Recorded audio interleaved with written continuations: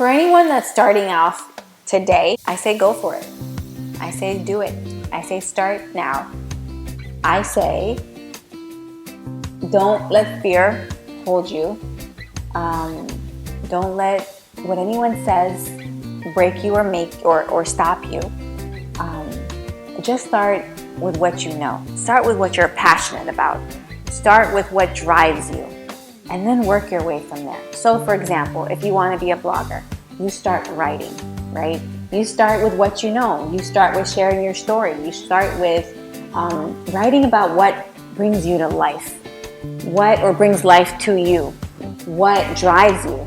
And then from there, once you have that, which is the bulk of it, that's the content part of it, right? Then you work towards building your website. Then you work and you do it slowly. It's slow steps, everything slowly. And trust me, it will all come together, and it will come together beautifully. And if it doesn't, that's okay. Then you do it some more. You refine it some more. When Luame first started 3 years ago, it was nothing compared to what you see right now. My website was, I think it was like a small little page, and it had some pictures. And to me, I was on cloud nine. That was the best thing I had ever done. And a friend of mine did it for me. And now looking back, I see so much more on it, and I'm so proud of where we've come. And that will be you. And it might not even take you a year, 2 years, 3 years. Heck, it might just take you 6 months, or you might even start off with having this amazing, big website. And if that's you, then that's great. But I don't want you to ever think you have to start where someone else's almost finish line or current part is. We all have our own paths. Yours is going to be different than someone else's. So start with what you know. Favorite quote, and the quote that pushes me every single day is, it all seems impossible until it's done. To grow more of an entrepreneur, I think the one thing that I always do is read. I read a lot of personal development books. I read a lot of self-help books. I read a lot of books that are intertwined with my business, like fitness, for example. Then not only that, but I immerse myself in those communities. So if you look at my friends, my role models, a lot of them are going to be fitness instructors or fitness gurus or health coaches or nutritionists or life coaches. And a lot of the people around me they want to grow in the same route that I want to grow in. Or even I have discussions with friends and with family about what their opinion is, and with my kids even. I always talk about, I'm not boring, if that's what you're thinking. No, it's not just all work, but I do find ways of bringing my work, my passion, into a lot of my conversations. And that's the way of growth for me. Oh my gosh, this is a great question. Let's go. Are you recording? Okay.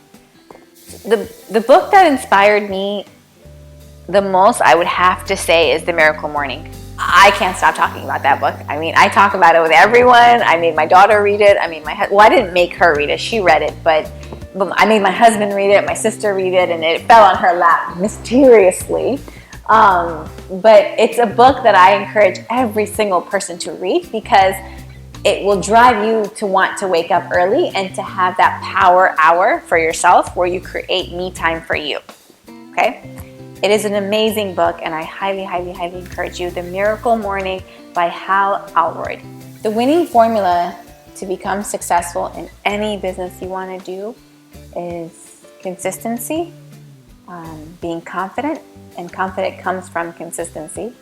And a friend of mine once, a guy I used to work with, told me the way to make a marriage work. He used this analysis or this quote in the marriage conversation, but he said the way to make a marriage work is to stay in your lane and don't complain.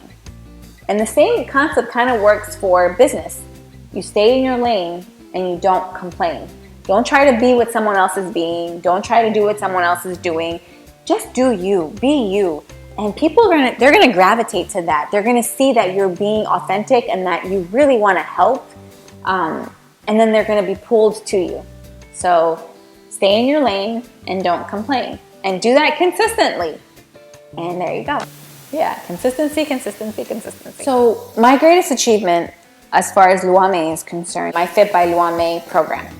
It would have to be creating this program because I see, this is my first time launching it. On the physical side, I see change, and which I'm so proud of all the time.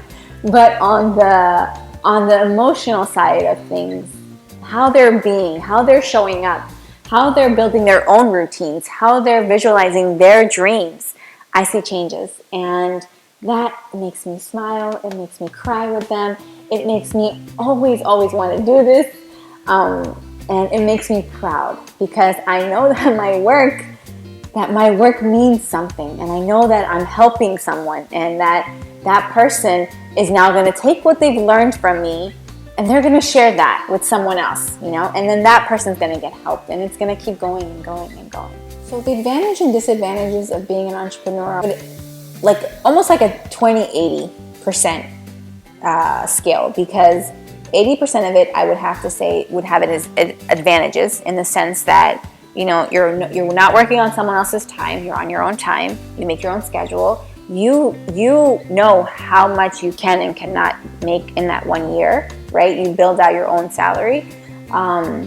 You're creative. You're free to be creative. You're free to dream. You're free to want more. You're free to grow it in the sense of however way you want to grow it, right?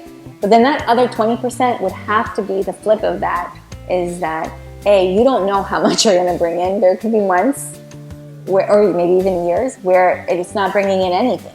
And, you know, you don't have that salary, that perfect guaranteed salary or health benefits, or even the concept of, you know, you work 9 to 5, and at 5 o'clock when you leave that building, that work is done. You don't bring that work home. As an entrepreneur, the work never really stops. You know, I'm always working. I do cease work from like 3 to 6 or 7 most days, because I want to be there with my kids, or even sometimes even later than that. But once they go to sleep at 9, so I guess later than that, yeah. Once they go to sleep, I'm working again. You know, and I choose to do that because I love what I do. But it still is work. Oh boy, my definition of success is that I've done the work I set out to do. It's not $1 million. It's not, you know, a mansion. It's not the cars, the money, or whatever. It's that I've done the work that I set out to do. And yes, I think I've done that. I've helped at least one woman, you know, but it's not enough now. Now I want to help the world. I want women everywhere to feel happy and content and striving. So yeah, have I done enough? I don't think so. Do I want more? Yeah, I think I do. But am I successful? I think so.